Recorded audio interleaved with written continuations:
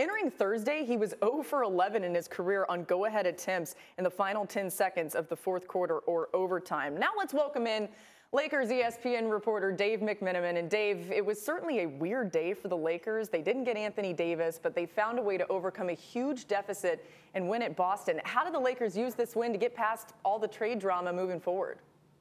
Laura, all of these guys need to embrace their role and bring their talents to what's left of this season, which could be a pretty special playoff run in terms of making the postseason for the first time of a lot of these young players' career. We all saw the Rondo shot, and it was dramatic and it was fantastic.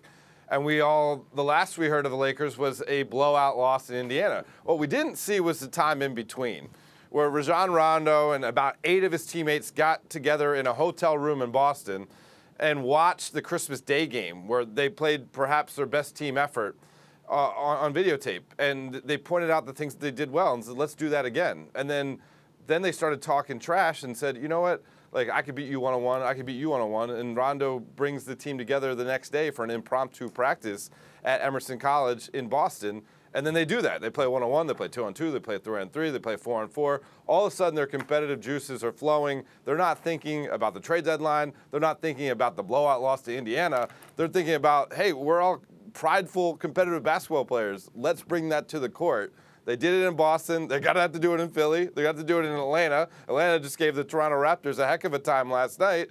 And if they keep doing that throughout the rest of the season, they will taste the postseason for the first time in 5 years for the Lakers franchise and the first time of the careers for guys like Kyle Kuzma, Brandon Ingram, et cetera, et cetera.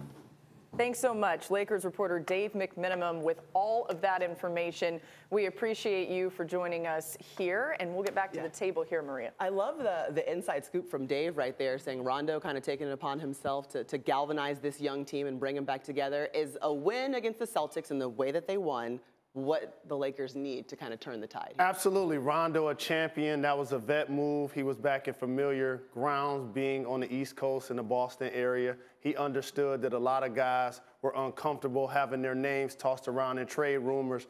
But the Lakers are a talented bunch that should make the playoffs. Are we going to celebrate them for now actually being a 7th or 8th seed? Is that what this is about to become? We're celebrating not losing by 42 points. Got you. How about this was a well-played offensive game by both teams. Each of them had 35 assists, only had 8 turnovers.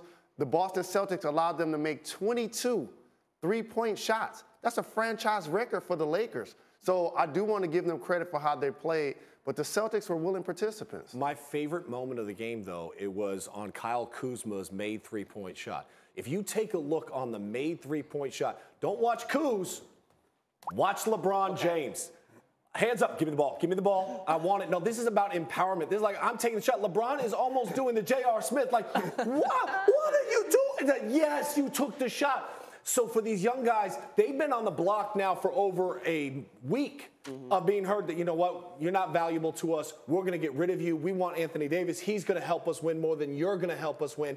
And what I saw down the stretch of that game was Brandon Ingram driving to the hole, trying to score and hit the game winner. I saw Kyle Kuzma not doing the one more pass to LeBron, instead saying, I've got this. If this young core is empowered, they're going to make the playoffs. And this was without Lonzo Ball, who right after the trade deadline passed, made sure he posted the Bad Boy song, We Ain't Going Nowhere. So that lets you know the heartbeat of the team, and everybody was feeling uneasy. And once the trade deadline passed, now everybody can relax and play basketball. And I feel like they can't go anywhere because you can't give up a second half of a LeBron season. You know what I mean? At the end of the day, you still have to make the most of what you have, and LeBron is on your team, and therefore you have to make the playoff, despite what you do or don't get during the trade deadline. You should tell that to LeBron, because he would not have minded trading those guys for Anthony Davis and have him on the team for the second half of the season.